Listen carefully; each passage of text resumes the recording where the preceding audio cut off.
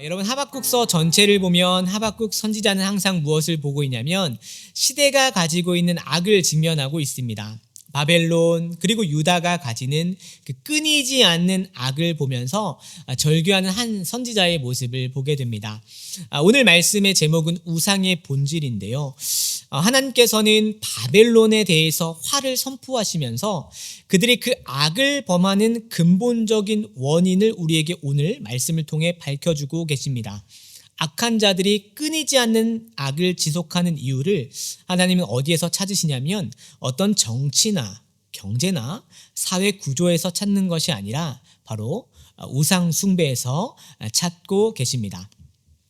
여러분, 하나님은요, 이 모든 혼란들이 나타나는 가장 깊은 뿌리를 어디에 두고 보고 계시냐면 결국 사람들의 마음이 무엇을 붙들고 살고 있느냐의 문제라고 명확하게 하나님은 진단하고 계십니다. 사람들의 마음이 무엇을 붙들고 사느냐. 여러분, 이 말씀은 오늘 우리에게도 동일하게 적용됩니다. 삶이 때로 팍팍하고 마음의 어려움이 쉽게 해결되지 않는다면 혹시 그 마음의 그 현상의 원인에 혹시 내가 하나님 대신 붙들고 있는 우상이 있는 것은 아닌가 우리는 돌아봐야 하겠습니다. 오늘 본문이 말하고 있는 그 우상의 본질에 대해서 우리가 세 가지 교훈을 함께 살펴볼 것인데요. 이 말씀을 통해서 우리가 진정으로 회복해야 될 지점이 무엇인지 함께 깨닫는 귀한 시간 되기를 소망합니다. 첫 번째로 여러분, 우리가 기억해야 할 것은 무엇이냐면 우상은요, 우리 밖에서 조각해내는 것이 아니라 바로 우리 마음의 공장에서 만들어진다는 사실을 먼저 기억해야겠습니다. 오늘 본문 18절을 먼저 보십시오. 하나님은 바벨론의 멸망을 선언하시고 나서 그 원인을 지목하고 계십니다. 18절 말씀입니다. 새긴 우상은 그 새겨 만든 자에게 무엇이 유익하겠느냐? 부어 만든 우상은 거짓 스승이라. 만든 자가 이 말하지 못하는 우상을 의지하니 무엇이 유익하겠느냐라고 말씀하십니다. 여러분, 우리는요 보통 우상 숭배라고 하면 무엇을 떠올리냐면 절에 가서 불상에 절을 하거나 미신적인 무당을 찾아가서 구슬하는 그런 장면들을 떠올립니다. 그래서 대부분 사실 많은 기독교인들은 이렇게 스스로 안심하는데요. 저는요 집에 부적도 없고 금송아지를 두고 있지도 않습니다. 저는요 사실 우상 숭배자는 아닙니다라고 그렇게 스스로 안심합니다. 네, 여러분, 하지만 그것은요 사실 우상의 본질을 생각해 볼 때 그 우상에 대해서 아주 얕은 상태에서 보게 되는 것인데요. 우상의 본질을 꿰뚫어 보기 위해서 16세기 종교개혁자였던 존 칼빈의 기독교 강요를 좀 볼 필요가 있는데, 존 칼빈은 기독교 강요에서 인간의 본성을 꿰뚫어 보면서 이렇게 표현을 했습니다. 인간의 마음은 우상을 끊임없이 찍어내는 공장이다라고 표현을 했습니다. 칼빈은 인간의 본성을 어떻게 표현을 한 것이냐면 우리 마음이 24시간 멈추지 않고 돌아가는 공장과 같다고 말을 한 것이죠.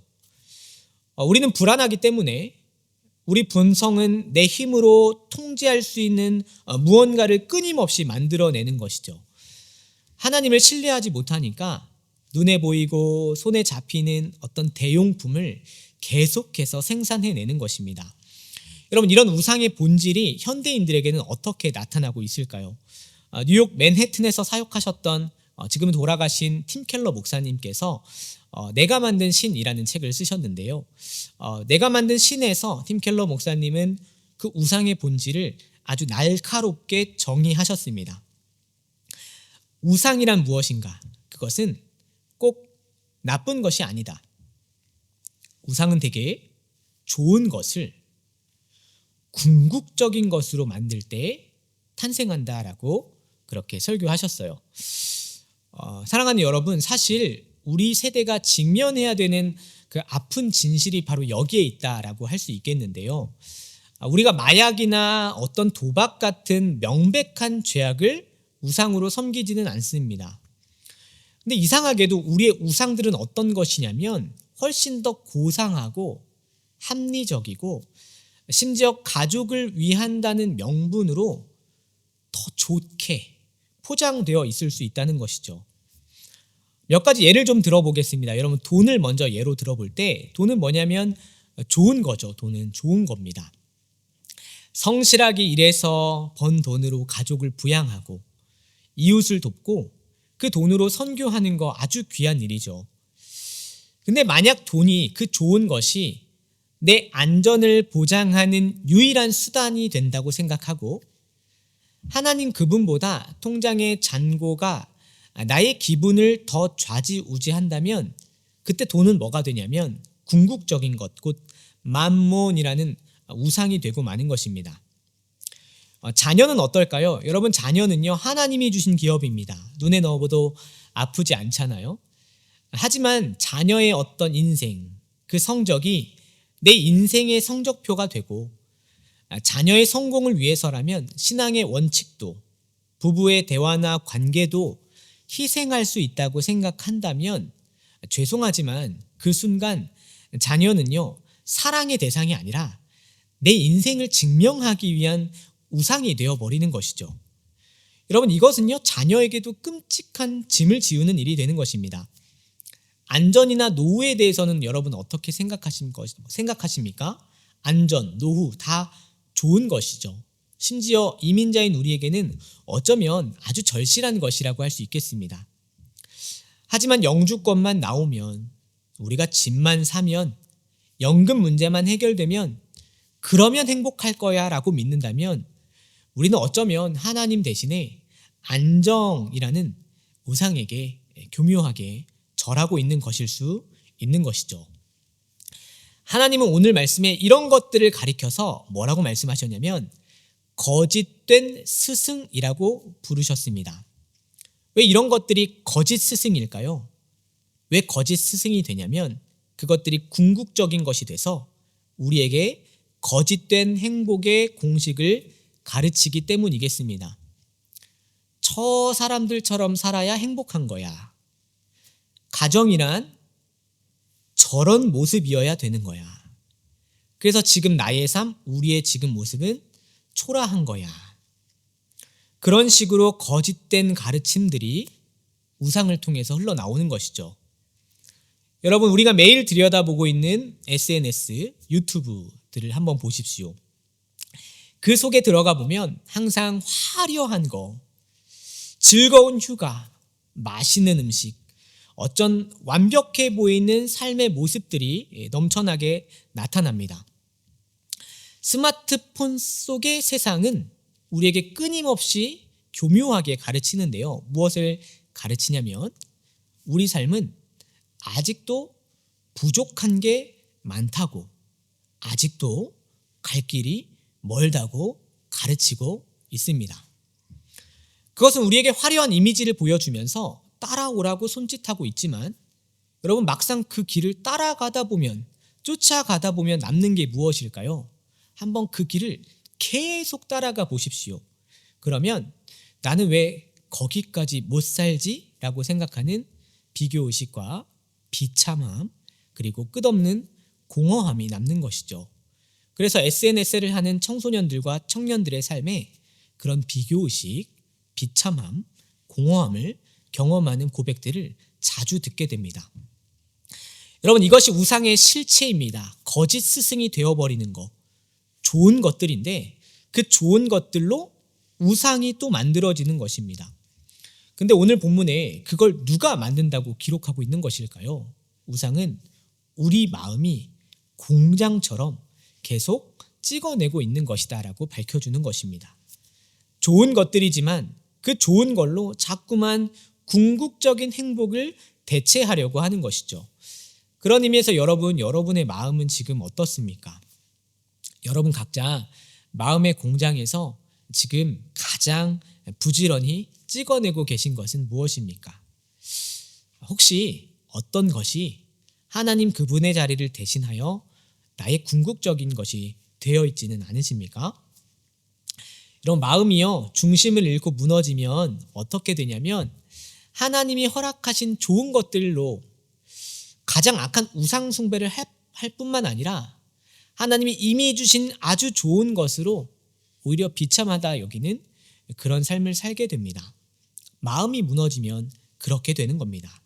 그러므로 여러분 더욱 지킬 만한 것들 중에 마음을 지키는 일에 힘을 쓰시기 바랍니다. 우상의 본질은 내 마음의 문제에 있다는 사실을 먼저 기억하는 저와 여러분이 되시기를 바랍니다. 여러분 그러면요, 마음의 문제를 넘어서 우리가 두 번째로 좀 살펴볼 교훈이 있는데, 우리가 깨달아야 될 우상의 본질은 더 나아가서 어떤 것이냐면 이것이 문화와 상식이라는 가면을 쓰고 우리를 집단적으로 속이는 게 우상 숭배의 본질이라고 할 수 있겠습니다. 여러분 19절을 한번 보십시오. 19절에는 이렇게 기록이 되어 있습니다. 나무에게 깨라 하며 말하지 못하는 돌에게 일어나라 하는 자에게 화 있을진저 라고 기록되고 있습니다. 여러분 한번 상상을 해보세요. 아무 생명이 없는 나무 토막에게 제발 나 좀 살려달라, 깨어나라, 그렇게 소리치는 모습을 한번 상상해 보세요. 얼마나 우스꽝스럽습니까? 또는 돌에게 일어나라 라고 말하는 게 얼마나 이상할까요? 한번 상상을 해보세요. 여러분 우상숭배가 왜 무섭냐면 이 황당한 행동을 온 세상이 다 같이 하게 될 때 뭐가 되냐면 그것은 더 이상 정신 나간 행동이 아니라 상식이 되어버리고 문화가 되어버린다는 것입니다. 이런 일들, 이 황당한 일을 공적으로 나라와 제국 전체로 시행했던 곳이 바로 바벨론 제국이었습니다. 당시 바벨론 제국 전체가 어떤 신을 숭배했냐면 마르둑 신이라는 신을 숭배했는데요.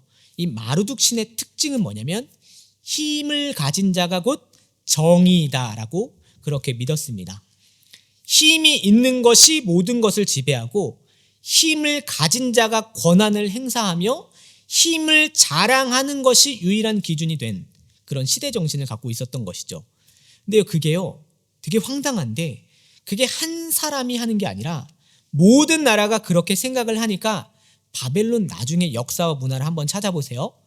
사람을 잔인하게 대우하고 여성을 유린하고 약하니까 다른 민족을 참혹하게 학살하는 게 어떤 원리 가운데 시행되냐면 그들이 약하기 때문이라는 논리가 모든 시대 사람들에게 통용되었던 것이죠.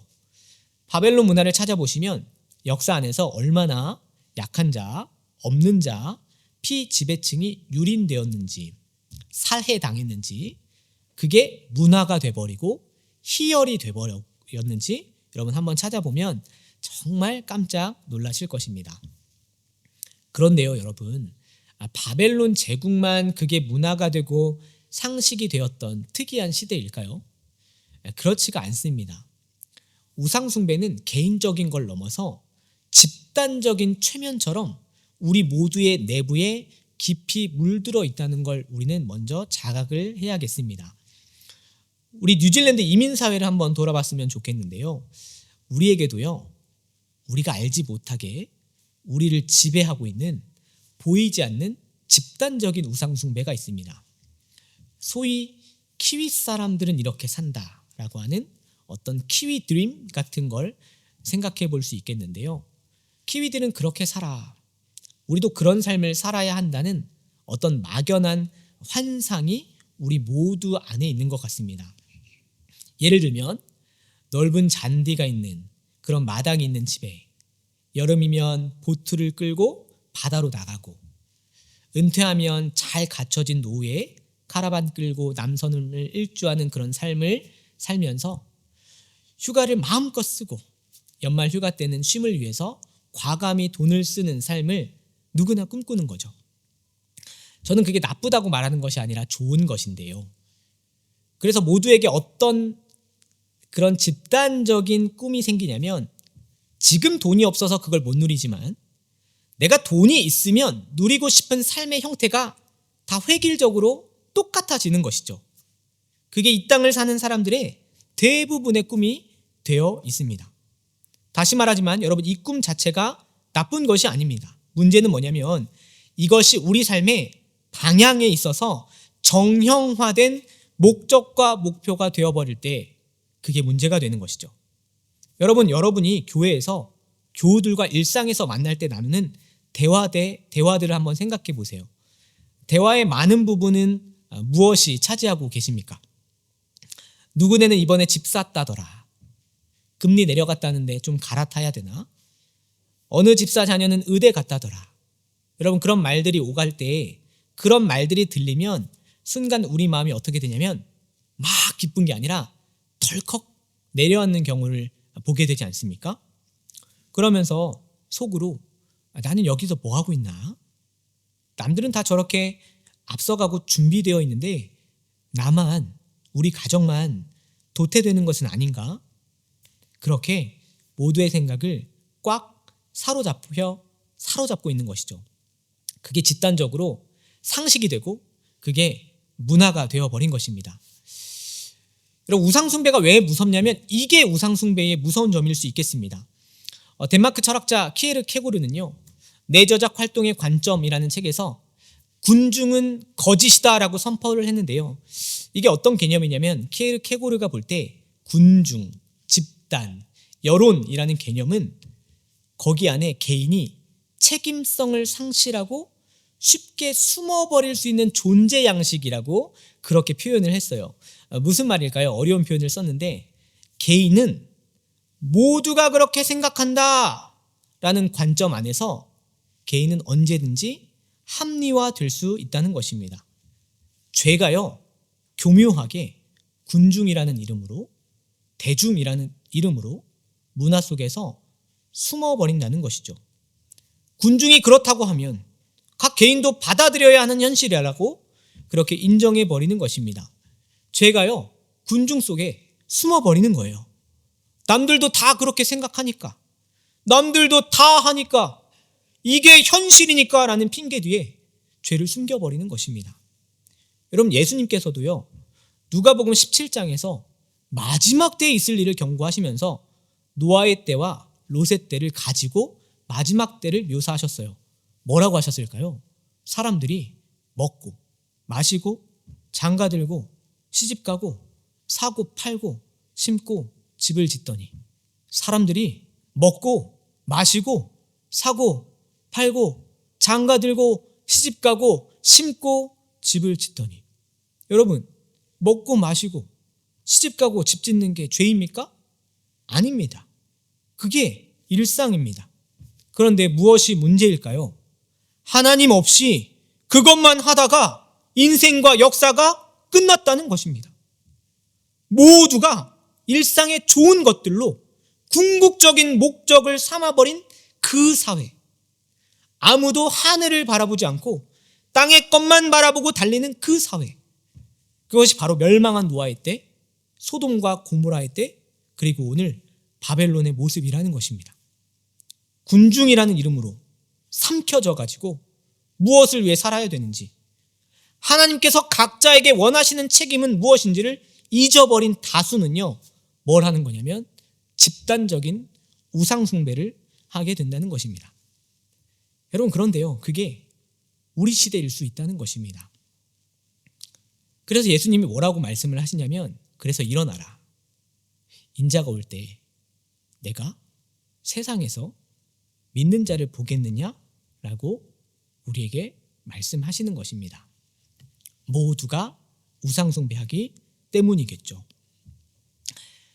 죄가 오히려 존경을 받는 시대에 그래서 신자들은 때로 어떻게 되냐면 주눅 들고 마는 것입니다. 그런데 그런 주눅 들어있는 신자에게 오늘 본문은 무엇이라고 말씀하시냐면, 그래서 성경은 선언을 하는데 그 화려해 보이는 바벨론의 우상들에 대해서 무엇이라 말씀하시냐면 19절처럼 그 속에는 생기가 도무지 없느니라 라고 말씀하십니다. 겉은 금과 은으로 입혀져서 번쩍거리는데 속은 텅 비어서 한 영혼도, 한 가정도, 한 생명도 살려낼 수 없다는 것이죠. 사랑하는 성도 여러분, 그러므로 우리는 무엇을 해야 되냐면 오늘 말씀을 의지해서 세상의 소리에 속을 필요가 없다는 사실을 깨닫습니다. 남들이 다 그렇게 산다고 해서 그 길이 정답은 아닌 것입니다. 그러므로 여러분, 믿음 가지고 그 군중 속에서 빠져나올 용기를 가지십시오. 세상 사람들이 때로 야 너만 유별나게 믿냐라고 비난한 거라도 기죽을 필요가 없습니다. 거짓된 다수가 외치는 소란스러운 소리보다 때로는 한마디 말씀하시는 그 하나님의 진리가 더 강력하다는 사실을 여러분 정말로 믿으시기 바랍니다. 비록 우리가 이민자로 살아가면서 세상의 기준에는 조금 뒤처져 보일지 몰라도 썩어 없어질 우상이 아니라 영원히 살아계시는 하나님만 붙드는 그런 군중이 아닌 거룩한 신자로 서게 되시기를 간절히 소원해 봅니다. 마지막 교훈입니다. 여러분, 세 번째로, 그런데요, 우상을 이길 힘이 있는데 그것은 우리 의지의 비움에 있는 것이 아니라 더 강력한 사랑의 채움에 우상을 이길 힘이 있다는 걸 함께 나누려고 합니다. 앞서서 우상 숭배를 개인이 하고 집단적으로 하고 우리 마음은 우상의 공장이 되어서 우상을 제작하고 세상은 끊임없이 모두가 문화라는 이름으로 우상 숭배를 하는데요. 이런 소란스러운 우상 공장을 멈추고 세상의 이 거대한 흐름을 거스를 힘을 우리는 어디에서 발견할 수 있을까요? 여러분, 이걸 다 듣고 어떤 마음이 드십니까? 단순하게 이제부터 욕심 버려야지, 비교하지 말아야지 하는 결심으로 그 문제가 해결되십니까? 그런 결심만으로는 절대로 문제가 해결되지 않는 것이죠.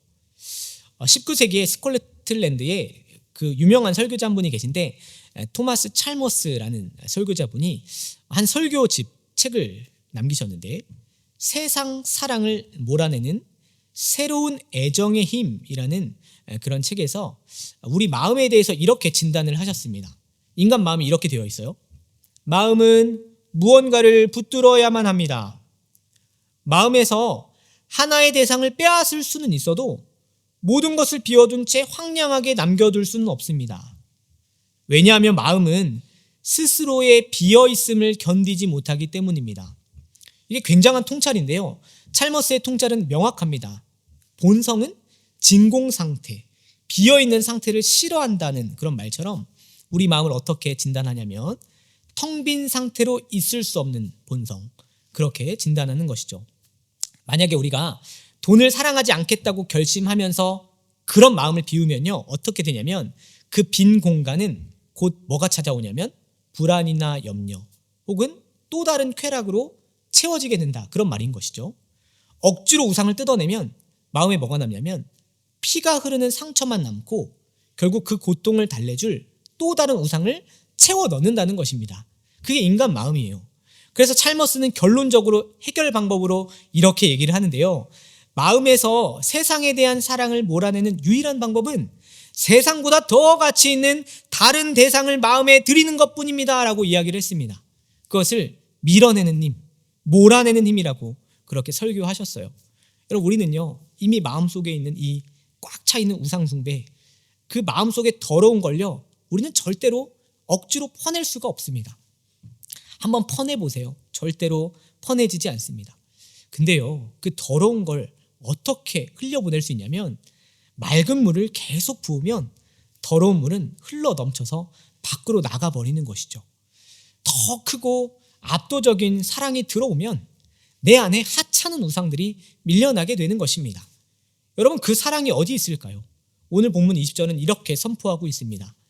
오직 여호와는 그 성전에 계시니 온 땅은 그 앞에서 잠잠할지니라 라고 말씀해 주십니다. 하박국이 무언가를 보게 되는데요, 무엇을 보냐면 환상 중에 저 높고 거룩한 하늘 성전에 계시는 위엄 있는 하나님을 보고 있습니다. 세상의 조잡한 우상들과는 비교할 수 없는 영광스러운 분을 보는 것이죠. 그런데 여러분, 우리가 맞이하게 될 성탄절, 그게 왜 우리에게 놀라운 날인지 아십니까?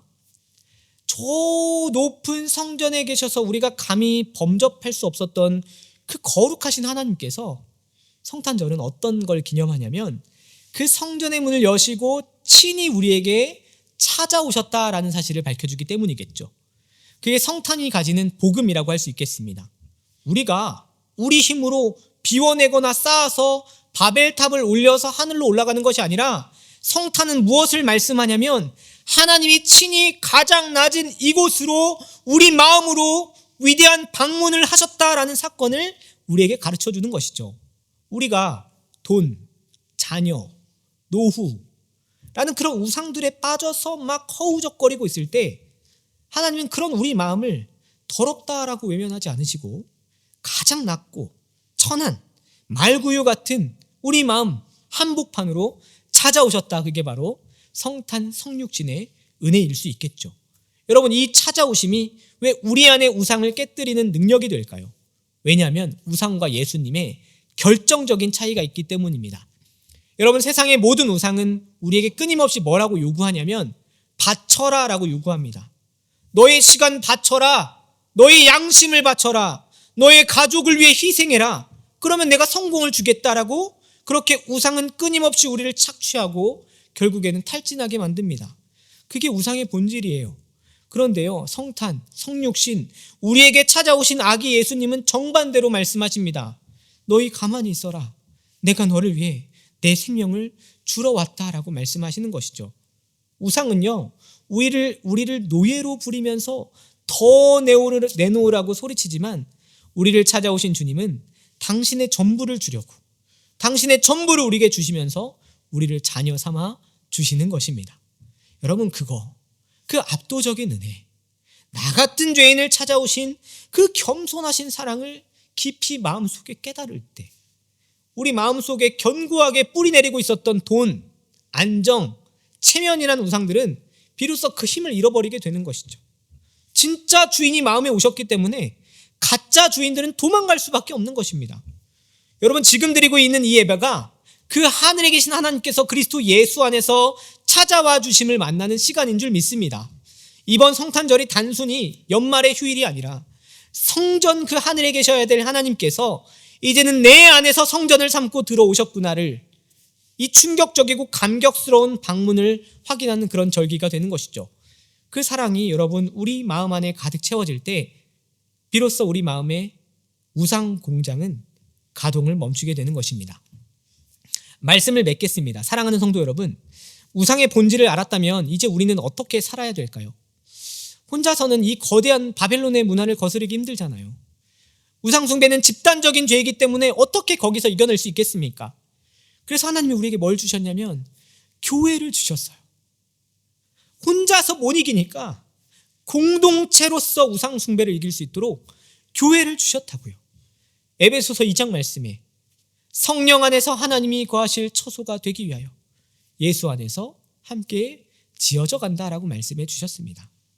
이제 저와 여러분이 무엇이 되냐면 움직이는, 매일매일 살아가는 성전이라고, 하나님이 찾아오신 거룩한 천소가 함께 되었다고 말씀해 주십니다.